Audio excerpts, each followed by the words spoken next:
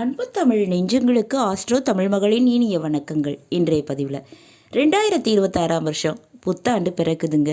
இந்த புத்தாண்டிலாவது திருமண வாழ்க்கை நல்ல விதத்தில் அமையுமா அப்படின்னு எதிர்பார்த்துக்கிட்டு இருக்கவங்க நிறைய பேர். முதல் மனமோ மறுமணமோ, ஆனால் நிச்சயமாக திருமணம்ங்கிறது நடந்தே தீரப்போகுதுங்க. பிரிந்த கணவன் மனைவி ஒன்று சேர்ந்து திருமண வாழ்க்கை சிறப்பாக இருக்கும். அப்படிப்பட்ட ராசியினர் ஒரு 5 ராசியினர் யார் யார் என்பதை இன்றைய பதிவில் பார்க்க போகிறோம். பதிவினை முழுமையாக பாருங்கள். பதிவு பிடிச்சிருந்தா லைக் பண்ணி கமெண்ட் பண்ணி மற்ற நண்பர்கள் உறவினர்கள் பயன்பெற அவங்களுக்கும் ஷேர் பண்ண மறந்துடாதீங்க. இதுவரை நம்முடைய ஆஸ்ட்ரோ தமிழ் மகள் சேனலை சப்ஸ்கிரைப் பண்ணாத நண்பர்கள் சப்ஸ்கிரைப் பண்ணி கூடவே தெரியுற பெல்லைக்கான கிளிக் பண்ணி ஆல் ஆப்ஷன்ஸும் செலக்ட் பண்ணி வச்சுக்கோங்க.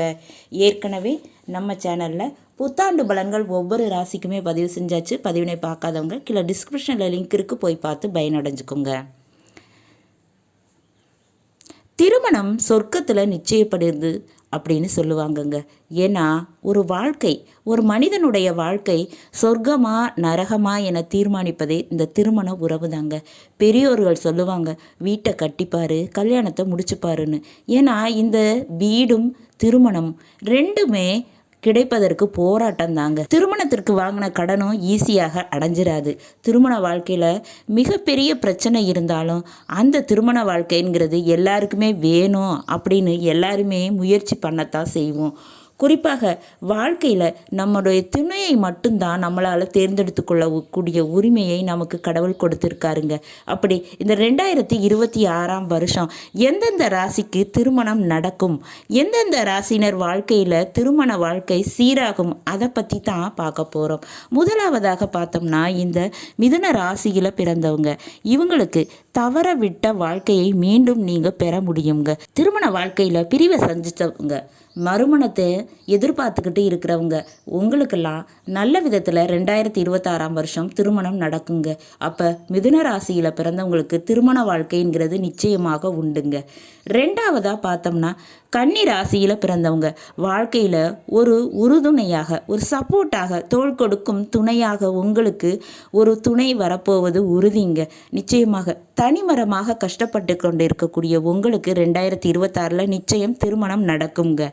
அடுத்ததாக பார்த்தோம்னா விருச்சக ராசியில் பிறந்தவங்க, உங்களுடைய ஆசை, கனவு, விரும்பிய காதல் இதெல்லாம் கைகூடுங்க. அதுக்குரிய தருணமாக இந்த 2026 இருக்கும். அதே போல் சொந்தத்தில் திருமணம் நடக்கிறதுக்கும் வாய்ப்பு இருக்குங்க. நினச்ச மாதிரியே உங்களுக்கு இந்த 2026 வாழ்க்கை துணை கிடைப்பதுங்கிறது உறுதி. அடுத்ததாக மகர ராசியில் பிறந்தவங்களுக்கு திடீர் திருமணம் நடக்குங்க. அதுக்குரிய அமைப்பு இருக்குது. எதிர்பாராத ஒரு திடீர் திருமணம் எதிர்பாராத சந்தர்ப்பத்தில் நடக்கக்கூடிய வாய்ப்பும் இருக்குங்க.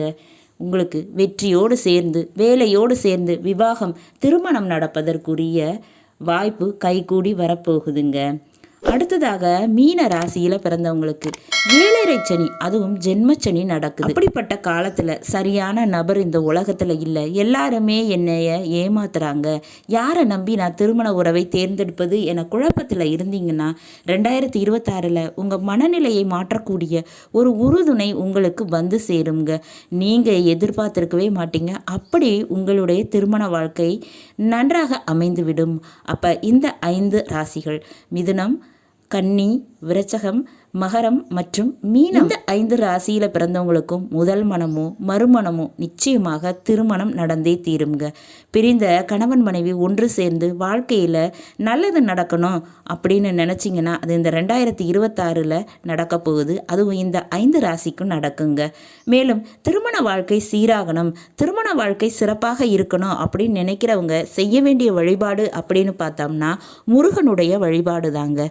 செவ்வாய் மற்றும் வெள்ளிக்கிழமைகளில் வள்ளி தெய்வானை சமேதமாக இருக்கக்கூடிய முருகப்பெருமானுக்கு செந்தாமரை மலர் மாலை சாற்றி வழிபாடு செய்யுங்க. நிச்சயமாக தேன் போல உங்களுடைய திருமண வாழ்க்கை இனிப்பாக அமைந்திடுங்க. நல்லது நண்பர்களே, இன்றைய பதிவு உங்களுக்கு பிடிச்சிருக்கும்னு நினைக்கிறேன். பிடிச்சிருந்தா லைக் பண்ணி கமெண்ட் பண்ணி மற்ற நண்பர்கள் உறவினர்கள் பயன்பெற அவங்களுக்கும் ஷேர் பண்ண மறந்துடாதீங்க. இதுவரை நம்முடைய ஆஸ்ட்ரோ தமிழ் மகள் சேனலை சப்ஸ்கிரைப் பண்ணாத நண்பர்கள் சப்ஸ்கிரைப் பண்ணி கூடவே தெரியுற பெல்லைக்கான கிளிக் பண்ணி ஆல் ஆப்ஷன்ஸும் செலக்ட் பண்ணி வச்சுக்கோங்க. மீண்டும் நல்லதொரு வாய்ப்பினில் உங்கள் அனைவரையும் சந்திக்கிறேன். அதுவரை ஆஸ்ட்ரோ தமிழ் மகளின் அன்பு கலந்த வணக்கங்கள். நன்றி.